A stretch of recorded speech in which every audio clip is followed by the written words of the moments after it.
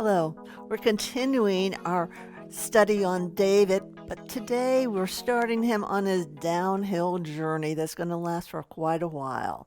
He listens to bad advice. We do that when we trust people rather than listening to God because life just gets hard.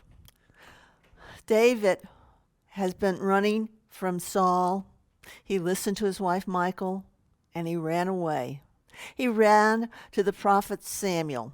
Samuel, who had anointed him king. David goes there for protection, for advice, and for comfort. Samuel takes David to the school of the prophets in Naioth, and Saul is furious. He sends 3 separate groups of men after him. Each group arrives where they are prophesying, and the Spirit of the Lord is evident. And all 3 groups, individually, separately, come under the power of the Lord, and they too come under that influence. And forget all about Saul, forget all about his directions to bring David back. Saul only gets more infuriated. He does not want to confront Samuel because of their past history. Samuel was the one that declared the kingdom is being taken away from you because of your rebellion, because of your wickedness, and it's going to be given to one who has a heart after God. It's going to be given to a neighbor of yours. No, Saul did not want to repeat that, but in his rage, he forgot all about it. He goes to Ramah. He goes looking for David, looking for Samuel. And says, so he went to Naioth and Ramah. Then the Spirit of the Lord was upon him also. And he went on and prophesied. He stripped off his clothes, that's his outer garments, and prophesied before Samuel in like manner all day and all night. You might think, what? How can this happen? Saul's not living right. How can God have him prophesy? Well, it's sort of like the same spirit that came upon Saul was the same way that Balaam in the book of Numbers prophesied against Israel. We have here 2 wicked men that prophesy and not necessarily the truth. God was ordering it, though, that David might have opportunity to escape. God made Saul some sort of prophet that he might give David the opportunity and be made a king. Well, David doesn't stay there long. He realizes that whatever Saul's going through, and no matter what type of experience this is, he's probably going to go back to the same old Saul once it's over. And so he leaves. He wants information about Saul's intention. If Samuel had given him anything, any type of direction, any type of information, it seems that it was go back to the palace, because that's exactly where David went. He went back to see his friend Jonathan. Now, he goes to Jonathan and demands, what have I done wrong, and why does your father want to kill me? He's determined, but more than that, he's out of fellowship with God. David now seeks bad counsel. Yes, Jonathan is a great friend. He's a wonderful friend. He's the best friend that David has ever had in his life up to this point, or ever will have. The problem is, Jonathan is not a prophet. And so the information that he gives comes from himself and some bad choices and decisions that he thinks up. You see, not all believers have thoughts that are really from God and can speak God's voice. At some point, though, all of us, we're just like David. What do? We seek bad advice because we're trusting people when life gets hard. We forget that God has told us something. And we turn to the world, we turn to other people for advice. And Jonathan looks at him and says, oh, you've got this wrong. By no means would my father kill you. You shall not die. You see, family attachments blinded Jonathan to who his father really was. and to what he intended to do to David. It made him reluctant to believe anything like this. He could not think that Saul was capable of this because, well, Saul had sworn an oath to him. Back in chapter 19, he said, look, I'm going to stop this war on David. He shall not die. Jonathan was still clinging on to that. Also, Saul was having that religious experience that had probably reached back all the way to the palace. People were probably talking about it because it said also in a few verses earlier, is Saul now not also among the prophets? Yeah, people heard that, Saul he's got religion. So surely he won't do anything wrong. Well, he would, and he did. And at this point, Jonathan thinks, I still have influence. All I have to do is talk to my dad. He'll listen to me. And I can patch things up between you two. And not only that, he would never do anything without telling me. We have always been just like this. I know my dad, and he tells me everything. And then, even if he goes to the other extreme, he thinks, well, yes, I know my dad has his bad points. But David, what he does when he's having his fanatic fits, that's not really who he is. You have to give him a little slack here. You can't blame him for what he does in his anger and rage because he's just not like that. And I can talk to him and we can make things right. And finally he thought, Dad just has no plans to hurt you. He would never, ever kill you. Well, David didn't buy it. He didn't buy it at all. He repeated everything that he had said, and then he added, the reason your dad has not told you is because he knows you, and he knows that it would hurt you if you knew what he was really like. So Jonathan says, okay, I will agree to whatever plan you have. You suggest it because I want to know the truth, and I also want to save you. Well, David said, tomorrow is the new moon, and I should not fail to eat at your father's table. See, the Hebrew months are set up on a lunar schedule. And every new moon, there was a big sacrifice and feast for all the family. All the family would get together during this time. And David, being the king's son-in-law, and also a very famed officer in the court, he was naturally expected to be there, not just at the palace, but at the king's table for this. And so this day was chosen as a time of testing for Saul's response because David knew his true self has to show up sooner or later. So David said, let me go. Tell your father that I am asking you permission that I may go to Bethlehem, to where my family lives. There's going to be a yearly feast there for which all of the family is expected to be there. And my brother, he's demanded that I come. And if your dad said, oh, okay, it's well, then we don't have a thing to worry about. And I'm going to be safe. But if he becomes angry, then you be sure that evil is determined for me. Then David asked Jonathan, he says, remember the covenant that we made in the beginning and deal kindly with me. He said, if it turns out that I really have sinned, that it really is my fault, then what I ask is that you kill me yourself and not your father. And he says, but give me a sign. How am I going to know what's determined by your father? So David now is asking for a sign to know Saul's intention. And what does Jonathan say? Jonathan says, the Lord of Israel is witness. When I have sounded out my father tomorrow or on the third day, if there is good toward David and I do not sin to tell you, may the Lord do so much more to Jonathan. But if it pleases my father to do evil to you, then I will report it to you and send you away that you may go in safety.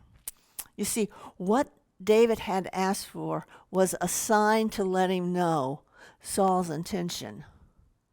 What Jonathan came back with was a plan to get him out of town if things were bad, a plan for him to run away from the place that God had called him to be, a place where his anointing was, should evil be intended for him. Jonathan was saying, you don't have to stay here. You don't have to take it any longer. God would never expect you to be like this. You cannot live if my father is against you. And David listened. David listened. He and Jonathan made a new covenant after that. In the beginning, Jonathan had made a covenant with David, just the two of them. But now he's making a covenant for future generations, for the house of Jonathan and the house of David that will live on beyond the life of Jonathan, because he recognizes that Samuel had spoken an irrevocable sentence over Saul's reign.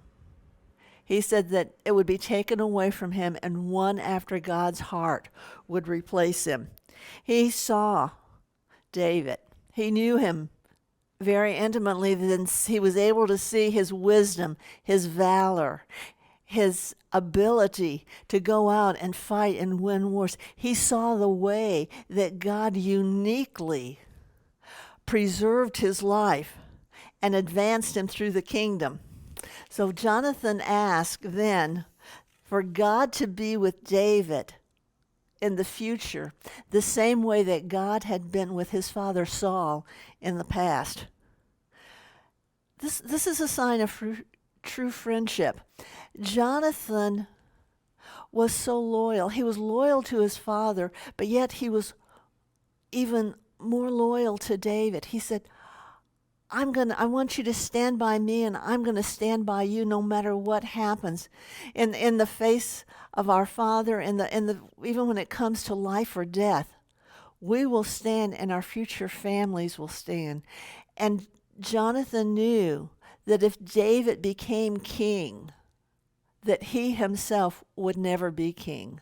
But he was willing to set that aside for his friend. And because of that, his emotions got in the way. And all he could think now was, I've got to preserve David's life. Because if David is killed, he cannot become king. And becoming king is God's will for him. And so Jonathan was not able to give him proper advice. He said, nope, if Dad's out to get you, he's going to win. You've got to run. And so Jonathan devised a signal using arrows and how far he would shoot them to inform David of what Saul's intentions were and what action he should take as a result of that. So the two parted. Jonathan went back to the palace, and David went ahead. He probably stayed there in the field for a while, maybe in a cave, but I think he probably also went to Bethlehem, just in case Jonathan's story was checked out on. And he was able to say, yes, I really am there. Jonathan really did give me permission. The next day was a new moon. And the Bible tells us that Saul had a table, a special table. And it was designed for him, for his commander, Abner, for his son, Jonathan, and for David. Well, that day, 3 out of 4 showed up. No David. Saul noticed, but he didn't say anything. Remember, this was a ceremonial feast. This was a religious feast. And there were so many laws in the Old Testament. If you read through Leviticus and Deuteronomy, you'll see the number of laws that would make a person unclean, touching a dead body, just so many different things that would happen. And Saul thought, maybe he's unclean. Surely that's what it is. That's the reason he's not here. I'll give him till tomorrow. Because you see, most of the ceremonial uncleanness only lasted for one day. Well, the next day shows up. The third day, David's place was empty. Saul said to Jonathan, why has the son of Jesse not come to eat, either yesterday or today? He doesn't call him David. He doesn't call him son-in-law. He doesn't call him, where's my musician? No, he says, the son of David. The son of Jesse. Let's see how low we can make him. Let's talk about his family background. We know he's nothing but a shepherd. How come he's not at the king's table today? Well, Jonathan said, David sincerely asked my permission to go to Bethlehem because there's a yearly feast there and his brothers demanded that he come. Jonathan, as the king's son, had the authority to grant military leave to any soldier that he would choose to do so. That did not sit well with Saul. Saul's anger came up, and it was aroused against Jonathan, and he said, you son of a perverse, rebellious woman, do I not know that you have chosen the son of Jesse to your own shame and to the shame of your mother's nakedness? For as long as the son of Jesse lives on earth, you shall not be established, nor your kingdom. Now send and bring him to me, for he shall surely die. Saul was in a fit of rage. No, he was not mad at Jonathan's mother, but it is a form of Oriental abuse to defame the name of the character of a parent. And what Saul was doing here, he wanted Jonathan to think. He said, to the confusion of your mother's nakedness, he was wanting him to think, your mother and I weren't married, and everybody's going to know that royal blood cannot flow through your veins if you so easily give up this crown. Well, that was not derogatory toward Jonathan. That was derogatory toward him, if that were true. And then the second thing he wanted him to think was, it will be a terrible shame and reproach to you if David, by his craftiness, is able to come in and steal the kingdom from you. Well, Saul was grossly mistaken as to the cause of Jonathan's loss of the kingdom. It was not David's schemes, but Saul's own sin that caused Jonathan to lose the kingdom. Now, Saul is vainly attempting to prevent God's sentence on himself and to hang on to that kingdom for as long as he possibly can. And he knows the only way he can do that is by keeping David out of the picture, by getting rid of him. Jonathan looks at his father. He's confused now, and reality is starting to set in. And Jonathan said, why should he be killed? What has he done? Jonathan made a mistake. He asked the question that no one wants to hear. Why? We don't like that question. Why is a question that little kids can ask adults and confound adults with, because it's just too hard to answer the motives. It's too hard to answer the reasons. And Saul was not about to give Jonathan the satisfaction of telling him what his true motives were for wanting to kill David. Instead, what did he do?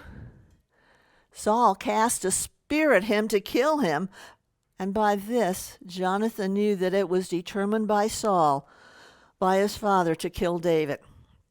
You see, David had talked to Jonathan. He had tried his best to convince him that Saul was out to kill him. Jonathan wouldn't hear it. He wouldn't believe it. He couldn't believe it because of his blind loyalty toward his father. even though he knew that David was going to be the next king, he still thought, he's my dad. There has to be some good in him. It was not until Saul picked up that spear and threw it at Jonathan, his own son, with the intent of killing him, that Jonathan realized what David had been saying was reality. So Jonathan and David have their meeting, their final meeting on the palace grounds. The next morning, Jonathan keeps his appointment. He gets up, goes out to the same field where he left David. He takes with him his bow, some arrows, and a young boy. And as he and David had agreed upon, it only appeared to anyone watching, anyone looking, that Jonathan was doing practice, because this was a military thing. Using bow and arrows was something that the people, the soldiers of Jonathan's day did. And so they said, oh, good, he's out there practicing, that's good. But what was really happening was he was giving David a clue. Jonathan shot the arrows far as he could. And then he told the young boy, wait, go get them. Make haste, do not delay, hurry. That was the agreed upon sign. The boy left. And after he left and was out of sight, David came out. They came out and they embraced and they wept together.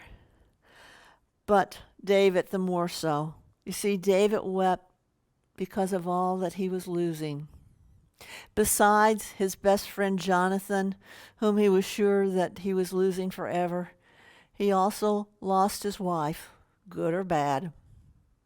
He was losing also his relatives, his country, his king.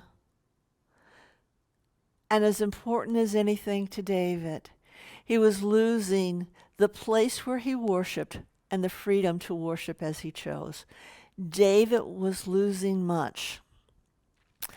And after they wept, Jonathan, realizing how short the time was, said, go in peace, since we have both sworn in the name of the Lord. May the Lord be between you and me, and between your descendants and my descendants. So he, David, arose and departed, and Jonathan went into the city. Jonathan gave no explanation. David asked no questions. Jonathan left and went back to the city and to his father Saul. David arose and left, and he goes to the city of Nob, to the town of Gath, and finally to the cave of Adullam, away from God.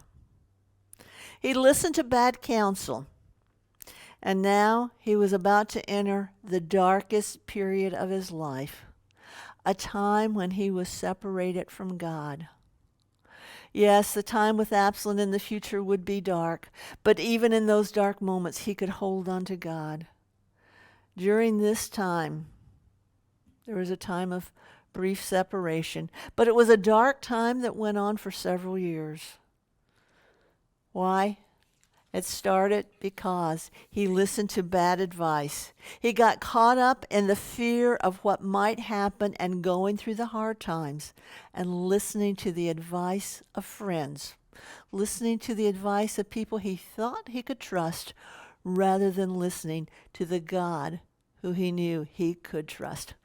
Oh, that's our lesson for today, and it's a hard one, but it's one that we all need to learn.